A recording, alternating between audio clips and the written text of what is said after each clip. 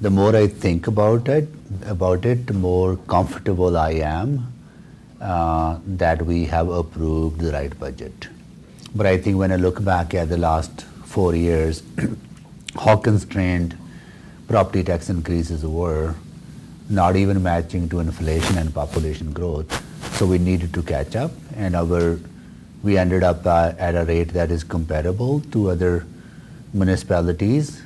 Absolutely, we need more harm reduction facilities in the city, because what I hear from professionals in this area is that harm reduction is part of a strategy to dealing with the drug poisoning crisis. When people are addicted to a point that they urge for anything that they can get their hands on, and they end up taking poison that kills them.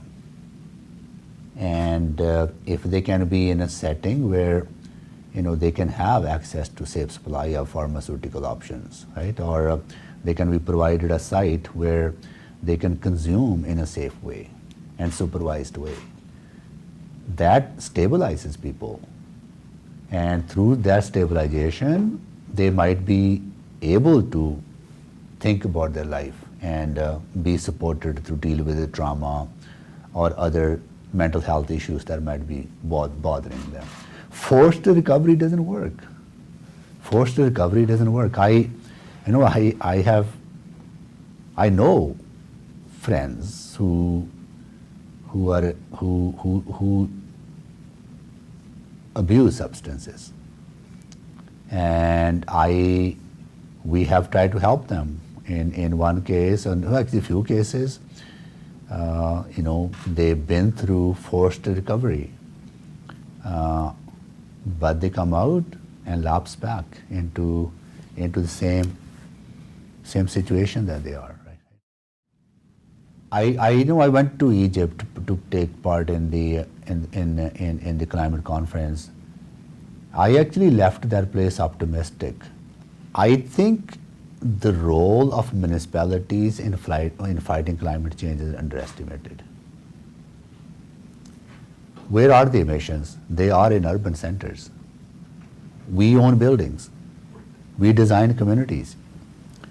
A lot of people, I was surprised that a lot of people who were in the area of climate change did not appreciate and still don't appreciate the power of land use planning and the zoning tools.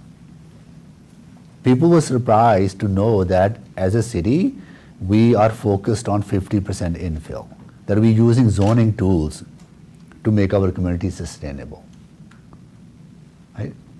And a lot of people don't understand yet that the integration of land use planning and transportation planning, and how investments into public transit allow people to live close to them and reduce their carbon footprint.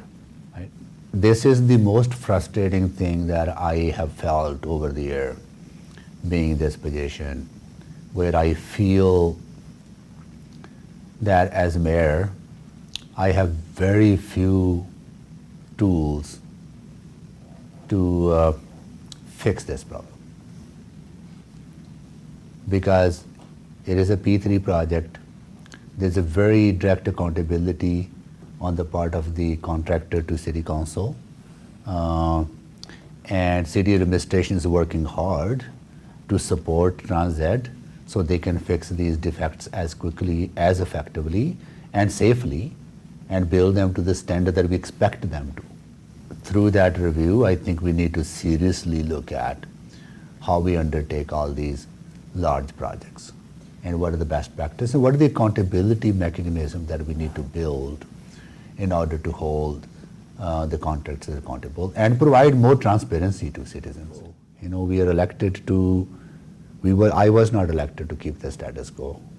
I know I faced a lot of criticism about that we don't function well as a council, right? That we spend too much time in council meetings. But one of the, among some of the tools available to us as council, as governors, is the tool of asking questions. I would not limit or create the culture at council that limits council's ability to ask questions.